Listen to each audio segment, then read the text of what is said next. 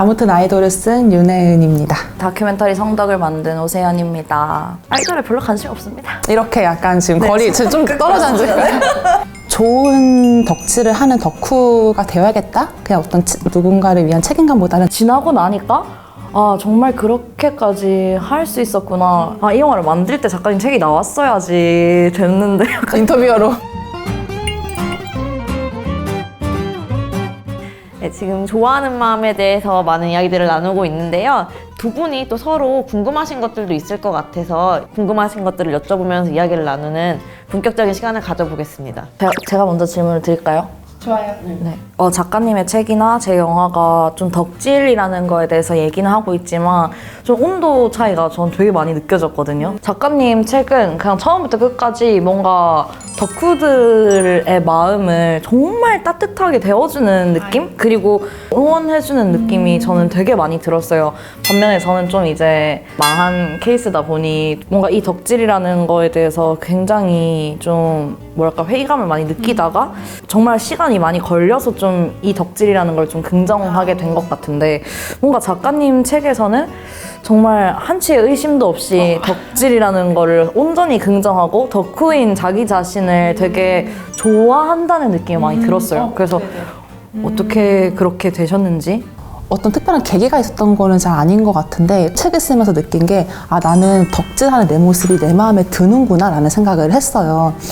왜냐면 이제 이 책에도 썼지만 제가 그 일반인 코스프레라고 하죠. 그러니까 그 덕후인 자아를 숨기는 거를 한 번도 해본 적이 없거든요. 좀 부끄러웠던 적이 없었던 것 같아요. 근데 그거는 제가 뭐 어떤 상처 없는 덕질을 해서가 아니라 그냥 제가 좀 다소 뻔뻔한 인간이어서 누구를 좋아하는 게 부끄러운가? 라는 설령 그가 저한테 어떤 안 좋은 흔적을 남겼다 해도 그 마음을 추스르고 다음 단계로 나아갈 때 좀 이렇게 좀 민망함이 없었던 것 같아요. 그건 저의 어떤 성향이 좀 뻔뻔해서 그런 것 같고 이 말씀을 드리고 싶었던 게 덕질하는 내 모습이 자기 마음에도 들어야 한다는 거를 다른 덕후분들도 같은 마음이셨으면 좋겠는 거예요. 본인은 알 거예요. 이런 덕질이 사실은 나한테 그렇게 유익하진 않아. 뭐 예를 들어 아까 제가 잠깐 말했지만 뭐 사생이라던가 아니면 뭐 지나치게 너무 많은 어떤 마음을 쏟아서 괴로워지는 걸 알지만 그냥 묵인하고 간다던가 각자 본인만의 그 한계치가 있을 거란 말이죠. 물론 힘들죠. 마음을 조절하는 일이.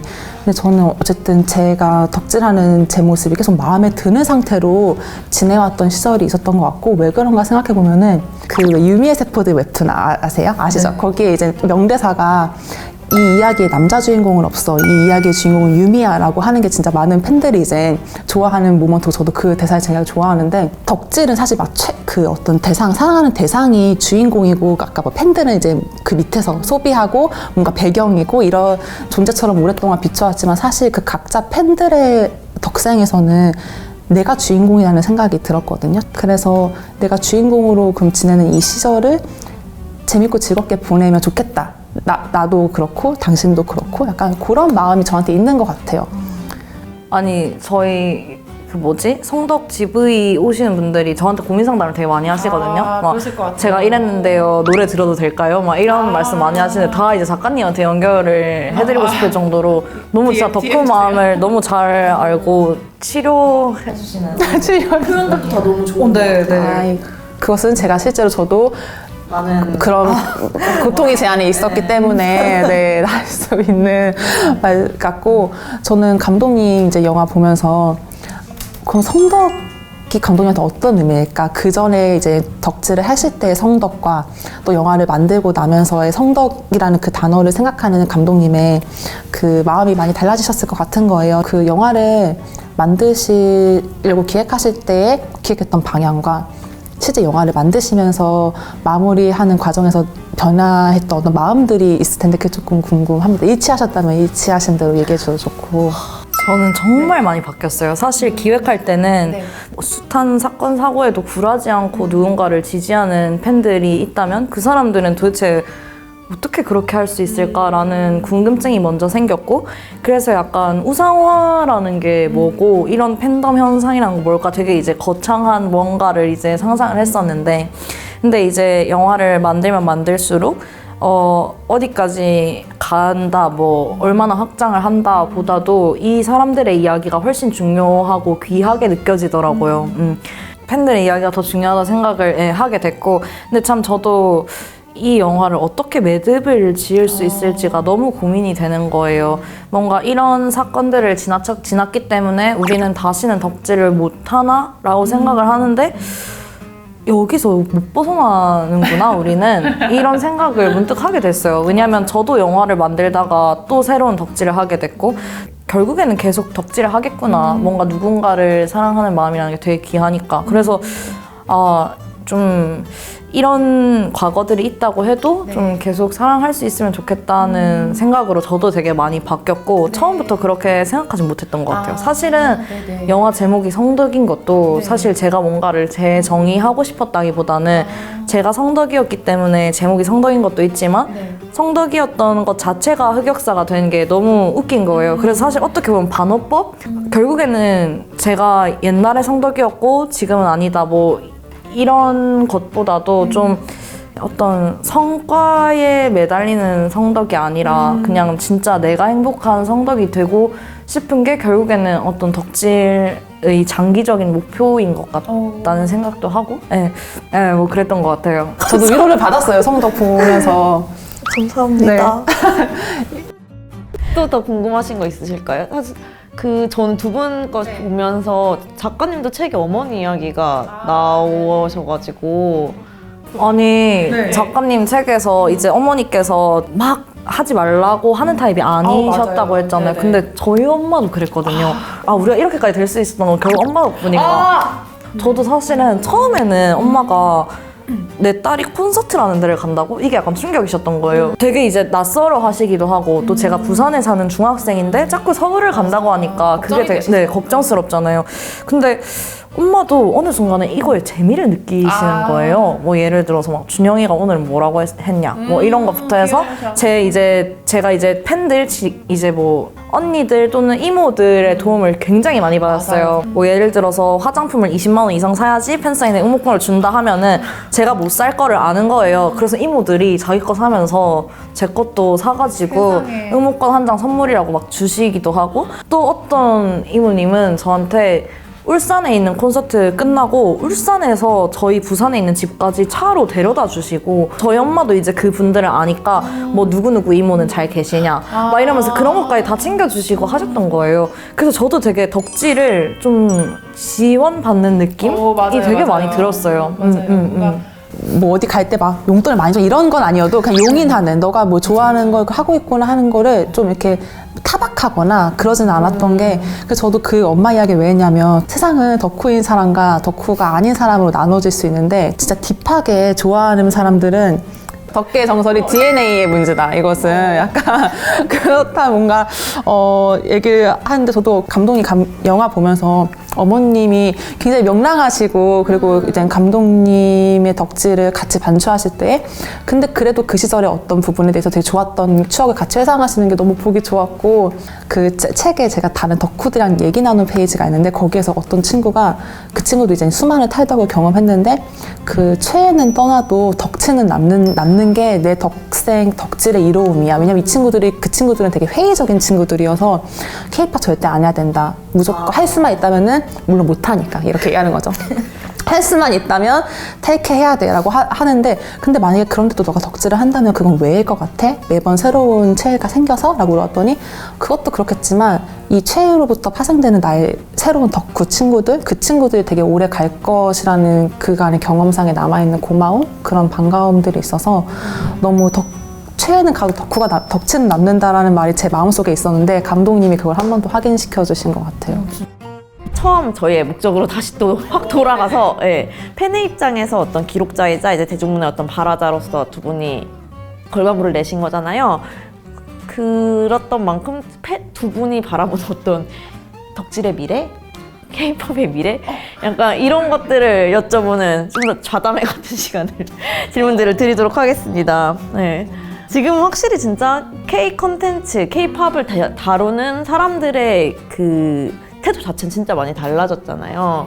그러니까 팬의 존재가 그럼에도 확실히 예전보다 존중받는다고 느끼시는지 팬의 입장은 다를 수도 있을 것 같다는 생각이 들어서 이게 뭐 소속사일 수도 있고 뭐 주변인일 수도 있고 어떠실까요?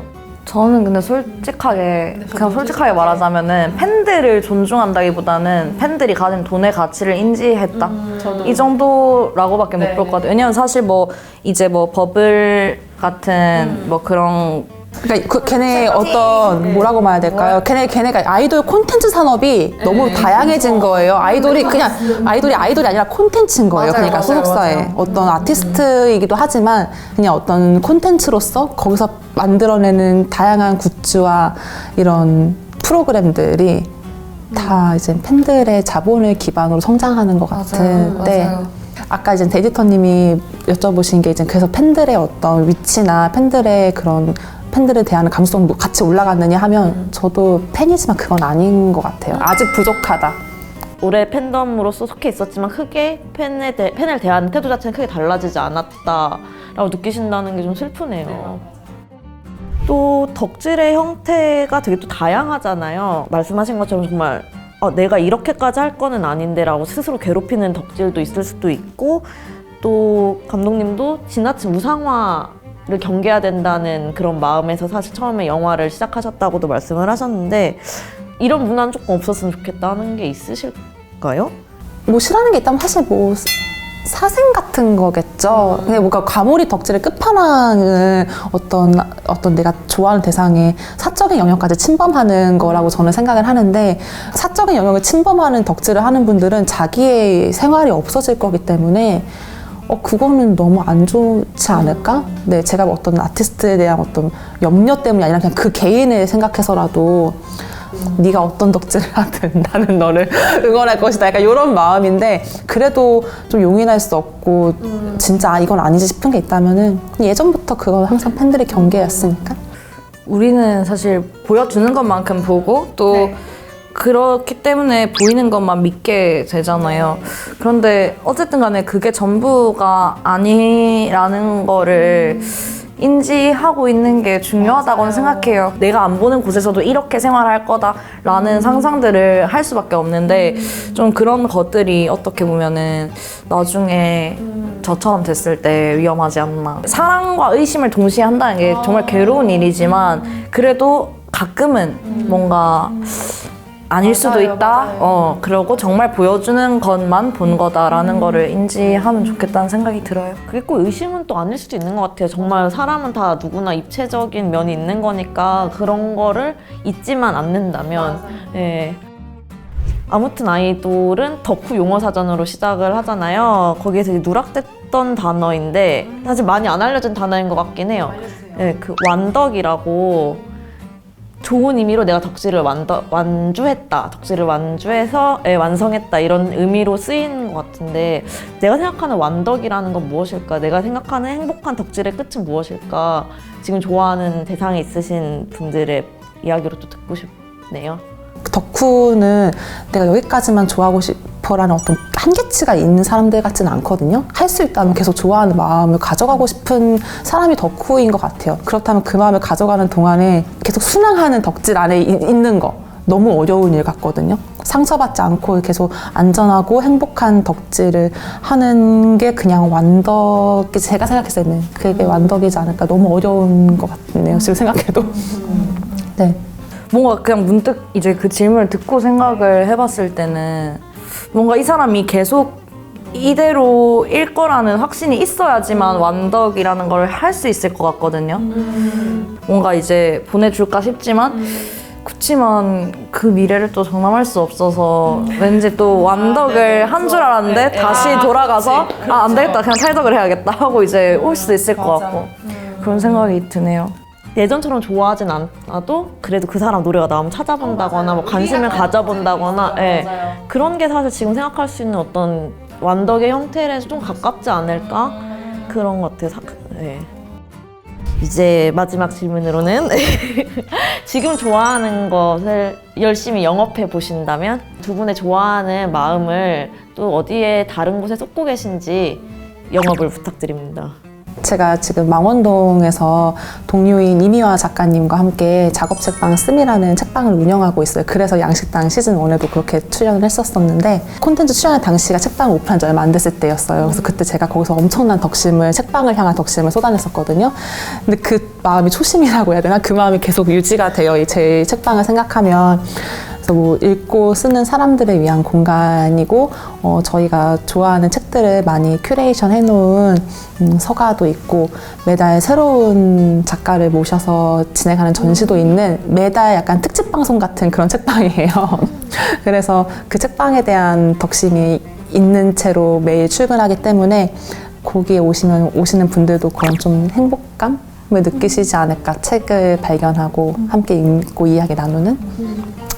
감독님은 어떠신가요? 네, 갑자기 작가님 얘기 듣다 너무 뭔가 너무 흐뭇하게 웃고 계셔가지고 모셔갈 거거든요. 아름다운 것 같아요. 누굴 좋아하는 마음이라는 게 갑자기. 저는 정말 요즘에는 너무 정신이 없는 시기를 보내고 있어서 그런지 잘 없긴 한데 바쁜 와중에도 계속 뭔가 좀 시간을 내서 꼭 하고 싶은 게 일단 구경이라는 드라마를 너무 좋아해서 정말 구경이를 생각하면 너무 마음이 뜨거워지고 그리고 자우림 선생님들 신보가 나와가지고 네, 저한테 선생님들이 그래서 콘서트를 못 가서 너무 마음이 안 좋은데 그래도 또 이제 즐겨 들으면서 하고 있습니다. 내가 다른 세계에 관심이 있고 또 어떤 애정을 쏟을 준비가 되어 있고 호기심이 있기 때문에 계속 이런 뭔가를 좋아하는 마음도 가질 수 있는 게 아닌가 그런 생각이 들고 저도 오늘 그 좋아하는 마음이 가질 수 있는 어떤 힘에 대해서 많이 생각하는 멋진 대담 나눌 수 있어서 정말 마음 따뜻해지고 좋았습니다. 우리 모두 성덕이니까. 네. 성덕이죠? 네, 오늘 양식당 윤혜연 작가님과 오세현 감독님 두 분과 정말 따뜻하고 뜨거운 시간 보내봤는데요. 네, 저희 다음 에피소드 많이 기대해 주시고 저는 오늘 윤혜연 작가님에게 이제 사인을 받으면서 오늘의 성덕 모먼트를 마무리하려고 합니다. 감사합니다. 다음에 봬요.